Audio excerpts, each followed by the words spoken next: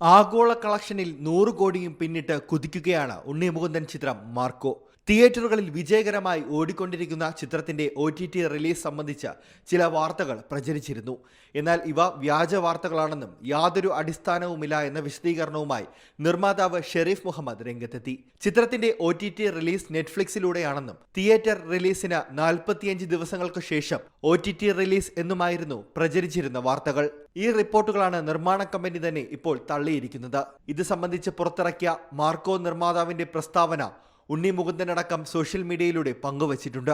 ഒരു സിനിമാറ്റിക് അനുഭവം എന്ന നിലയിലാണ് മാർക്കോ സൃഷ്ടിക്കപ്പെട്ടിരിക്കുന്നത്. തിയേറ്ററുകളിൽ തന്നെ പ്രേക്ഷകർ ആസ്വദിക്കുന്നതിൽ ഞങ്ങൾ ആവേശഭരിതരാണ്. ചിത്രം ഇപ്പോഴും ബിഗ് സ്ക്രീനിൽ വിജയകരമായി പ്രദർശനം തുടരുകയാണ്. ചിത്രത്തിന്റെ തീവ്രത, ദൃശ്യ ശ്രവ്യ മികവോടെ അനുഭവിക്കാൻ നിങ്ങൾ തിയേറ്ററുകളിൽ തന്നെ എത്തണമെന്ന് ഞങ്ങൾ പറയുന്നു. OTT റിലീസ് സംബന്ധിച്ച ഒരു തീരുമാനം വരികയാണെങ്കിൽ അത് നിങ്ങളെ ഔദ്യോഗികമായി അറിയിക്കുന്നതായിരിക്കുമെന്നും നിർമ്മാതാവ് ഷെരീഫ് മുഹമ്മദ് പ്രസ്താവനയിലൂടെ അറിയിച്ചു. മലയാളത്തിൽ സമീപകാലത്തെ ഏറ്റവും വലിയ വിജയങ്ങളിലൊന്നാണ് ഉണ്ണി മുകുന്ദൻ ടൈറ്റിൽ റോളിലെത്തിയ the most violence movie Marco. December 20-നായിരുന്നു ക്രിസ്മസ് റിലീസായി മലയാളത്തിലും ഹിന്ദിയിലും ചിത്രം എത്തിയത്. പിന്നീട് തെലുങ്ക്, തമിഴ് പതിപ്പുകളും തിയേറ്ററുകളിലെത്തി. ഭാഷയുടെ അതിർവരമ്പുകൾക്കപ്പുറത്ത് വലിയ സ്വീകാര്യതയാണ് തിയേറ്ററുകളിൽ മാർക്കോയ്ക്ക് ലഭിച്ചുകൊണ്ടിരിക്കുന്നത്. മലയാളത്തിലെ ഏറ്റവും violent ചിത്രമെന്ന വിശേഷണത്തോടെ തിയേറ്ററുകളിലെത്തിയ ചിത്രവുമാണിത്.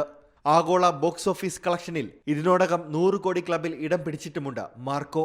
Entertainment desk, Zee Malayalam news. ഏറ്റവും പുതിയ വാർത്തകളും വിശേഷങ്ങളും വിരൽത്തുമ്പിലറിയാൻ സി മലയാളം ന്യൂസ് എല്ലാ ഡിജിറ്റൽ പ്ലാറ്റ്ഫോമുകളിലും ലഭ്യം.